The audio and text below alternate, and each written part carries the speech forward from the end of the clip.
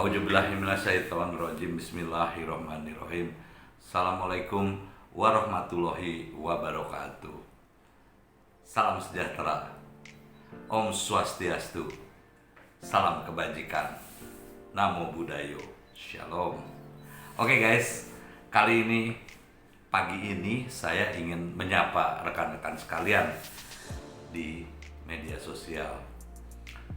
Kali ini saya ingin mengemukakan bagaimana ciri-ciri seorang pengkhianat bangsa ataupun orang yang selalu menjual agama atau ayat-ayat Allah dengan memutarbalikan isinya ya. Oke, sebelumnya saya ingin membacakan sebuah ayat dari Al-Quran, yaitu surat Al-Hujurat ayat 13 ya. Auzubillahiminasyaitonirrajim. Bismillahirrahmanirrahim. Ya ayuhan nas inna khalaqnakum min zakarin wa unsa wa ja'alnakum syu'uban wa qabaila lita'arafu inna akramakum innallahi atqakum innallaha alimun kabir, yang artinya, hai manusia, sungguhnya kami menciptakan kamu dari seorang laki-laki dan perempuan dan menjadikan kamu berbangsa-bangsa dan bersuku-suku supaya kamu saling mengenal. Sungguhnya yang paling mulia ialah orang yang bertakwa dan sungguhnya Allah Maha mengetahui.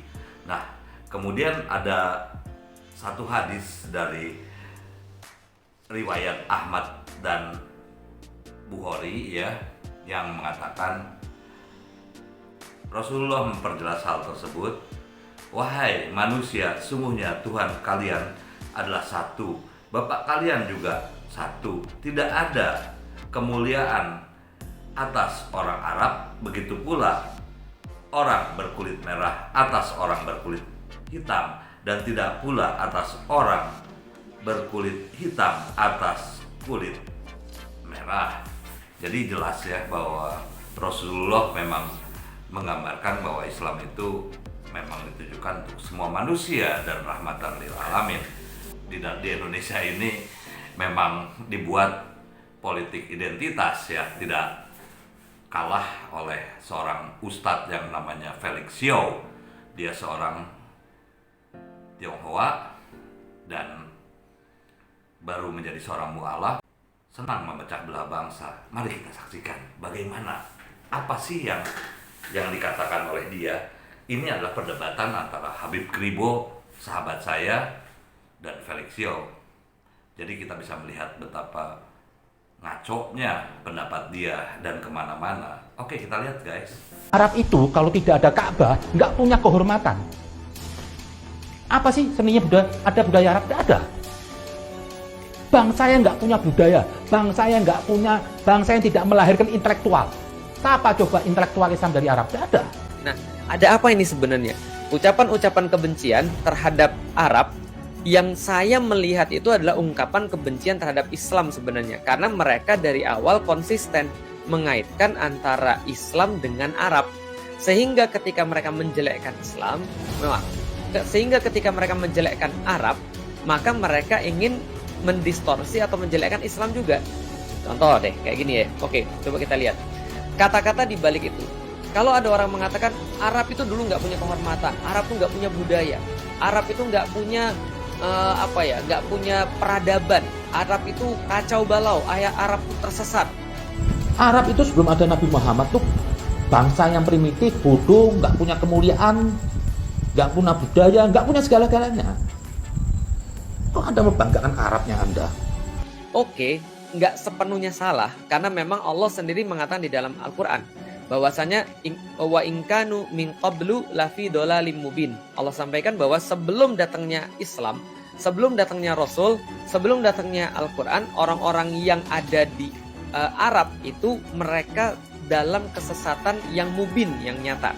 Betul, sebelum datang Islam. Tapi mengatakan bahwa mereka itu adalah nggak punya kehormatan, nggak juga sih sebenarnya. Karena secara faktual justru orang-orang Arab itu punya honor yang sangat tinggi sekali.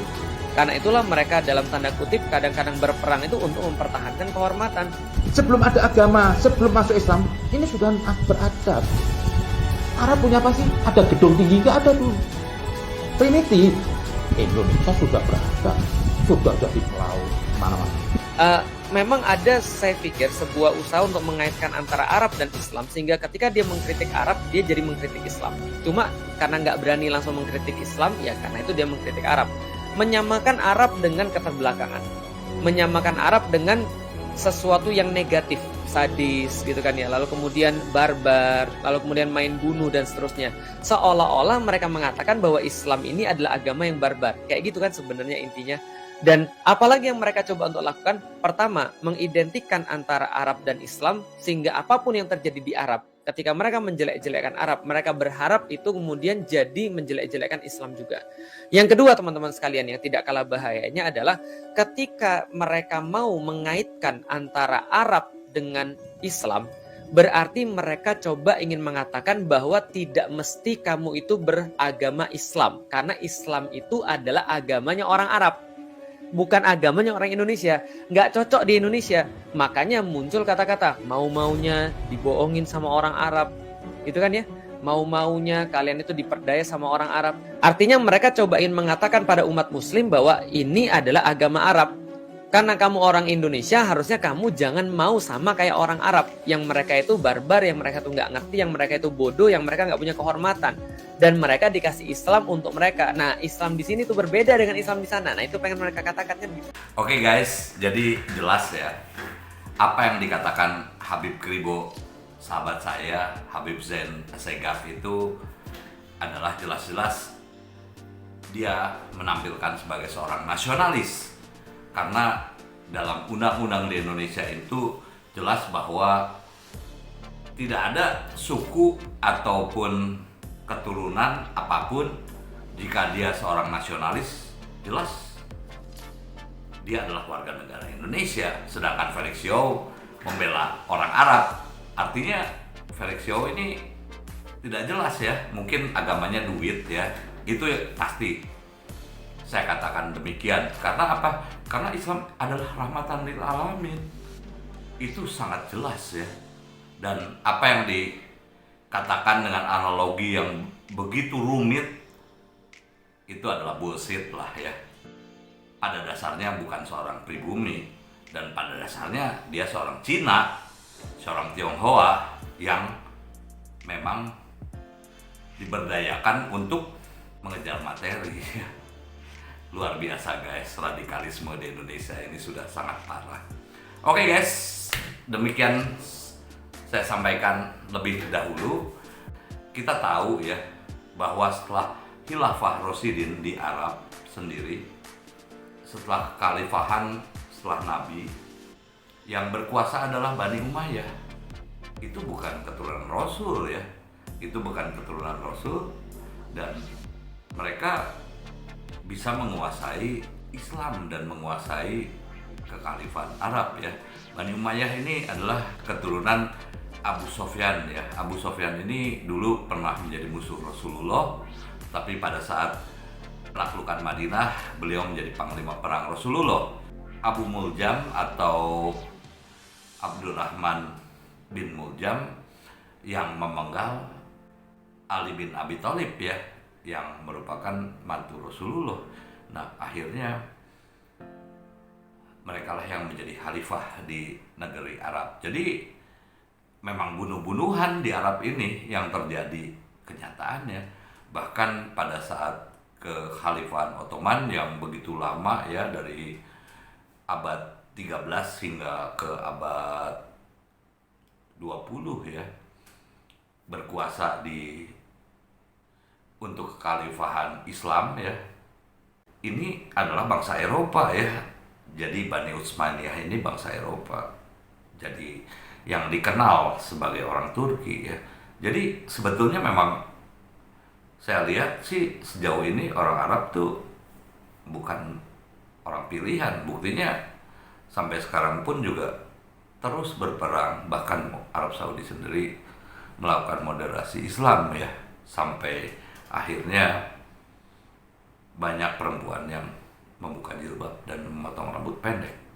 Oke guys, sekian dulu dari saya. Jadi Islam itu adalah agama yang berakal sehat, bukan agama seperti yang dikatakan Felix Yow. Assalamualaikum warahmatullahi wabarakatuh. Salam sejahtera, Om Swastiastu, Namo Buddhaya, salam kebajikan, Shalom, salam bela negara. Airku tidak kulupakan, kan terkenal selalu.